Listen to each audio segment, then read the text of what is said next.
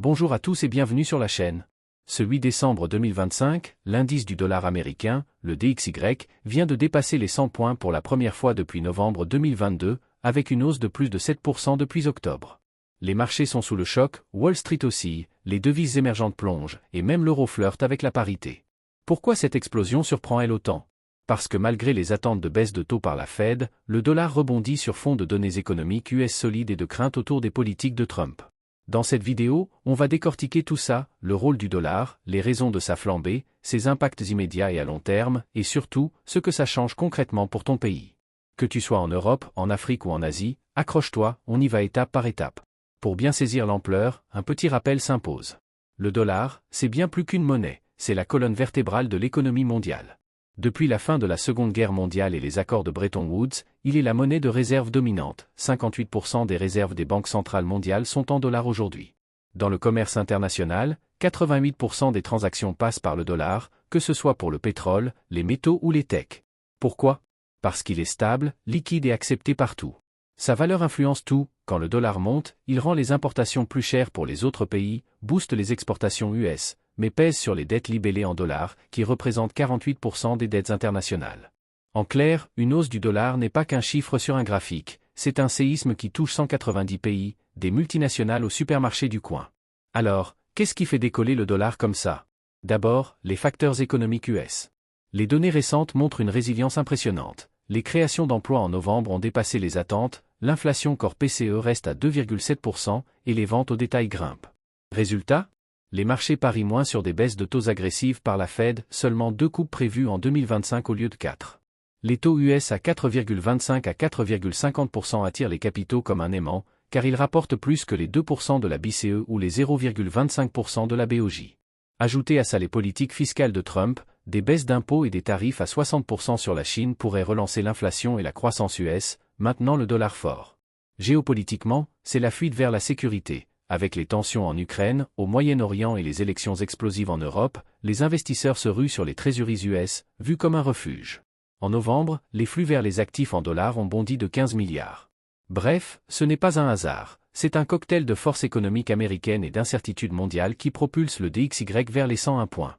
Les effets se font sentir tout de suite, et ils sont brutaux. Sur les matières premières, d'abord, le pétrole Brent a chuté de 3% cette semaine à 82 $ le baril, car un dollar fort rend le brut plus cher pour les acheteurs étrangers, la Chine et l'Inde, gros importateurs, freinent leurs achats. Les métaux comme le cuivre ou l'aluminium perdent 5 à 7%, impactant les industries vertes. Pour les dettes des pays émergents, c'est la tempête. 70% des obligations souveraines en devises sont en dollars, et une hausse de 10% du billet vert augmente les coûts de remboursement de 15 à 20% pour des nations comme l'Argentine ou l'Égypte. Les importations explosent en prix, les exportations US deviennent hyper compétitives, et les banques centrales émergentes interviennent massivement. La Turquie a dépensé 5 milliards de réserves en une semaine. Sur les marchés financiers, les bourses émergentes comme le MSCI EM chutent de 4%, tandis que le Dow gagne 1,5%. En résumé, le monde paie l'addition, moins de croissance globale, estimée à moins 0,5 points par le FMI, et une fragmentation accélérée des chaînes d'approvisionnement. Maintenant, concret pour toi et ton pays. Prenons un exemple type comme la France, le Nigeria ou le Brésil, où la plupart des économies dépendent des importations. D'abord, la hausse des produits importés. Un dollar à 100 points fait grimper le prix du carburant de 10 à 15%. Imagine remplir ton réservoir 20 € plus cher par mois. Le riz, les smartphones ou les pièces auto, souvent facturées en dollars, augmentent aussi de 8 à 12%, boostant l'inflation locale à 4 à 5%. Ta monnaie nationale? Elle se déprécie, l'euro pourrait tomber sous $1, le naira nigérian perd 5% en un mois, rendant les voyages ou les études à l'étranger inabordables. Pour la dette extérieure, c'est la pression maximale. Un pays comme le Brésil, avec 300 milliards de dettes en dollars, voit ses intérêts annuels gonfler de 30 milliards, de l'argent qui manque pour les routes ou les hôpitaux. Et pour les entreprises? Les exportateurs souffrent, car leurs produits deviennent moins compétitifs, tandis que les importateurs passent la facture aux consommateurs. Au final, ton pouvoir d'achat fond, l'inflation grignote tes économies, et ton gouvernement resserre les vis budgétaires. C'est pas abstrait, c'est ton caddie au supermarché qui allonge la note. Et après? 3 scénarios pour l'évolution du dollar en 2026. Optimiste, si la Fed baisse les taux plus tôt que prévu et que la croissance mondiale rebondit, le DXY redescend à 95 points. Résultat? Soulagement pour les émergents, importations moins chères, croissance plus 1% en Afrique et en Asie, et un boom des commodities. Pessimiste, Les tarifs de Trump enflamment l'inflation US à 4%, la Fed maintient les taux hauts et le dollar file vers 110. Conséquence ? Récession en Europe, moins 0,5% de PIB, default de dette en Amérique latine et une vague de pauvreté touchant 200 millions de personnes dans les pays en développement. Réaliste, une stabilisation autour de 102 à 105, avec des baisses progressives. Les BRICS accélèrent la dédollarisation, les émergents diversifient leurs réserves en or et yuan, et la croissance mondiale reste à 3%, mais inégale, les US en profitent, les autres s'adaptent. Le plus probable ? Ce dernier, avec des ajustements douloureux mais gérables. Géopolitiquement, cette hausse renforce les fractures mondiales.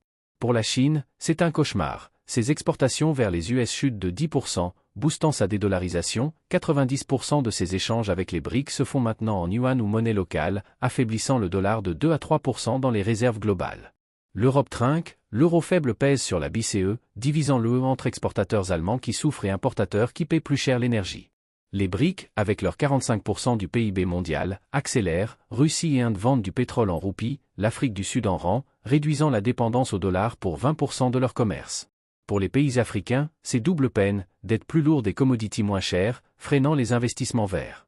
Globalement, le système financier se fragmente. Le dollar reste roi à 88% des transactions, mais les alternatives comme le yuan, 15% des réserves chinoises partagées, et l'or gagnent du terrain, forçant un monde multipolaire où les alliances se redessinent autour des monnaies locales. En résumé, cette explosion du dollar, dopée par la force US et les incertitudes mondiales, n'est pas qu'un indicateur, c'est un raz-de-marée qui renchérit tes importations, appauvrit ton pays et redessine les rapports de force globaux. Pour toi, ça signifie des prix plus hauts au quotidien, pour le monde, une urgence à diversifier. Comprendre ça, c'est anticiper les chocs et protéger ton portefeuille. L'économie mondiale n'a jamais été aussi interconnectée et fragile.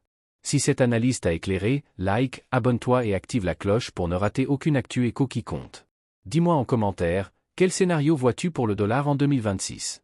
À très bientôt et reste vigilant.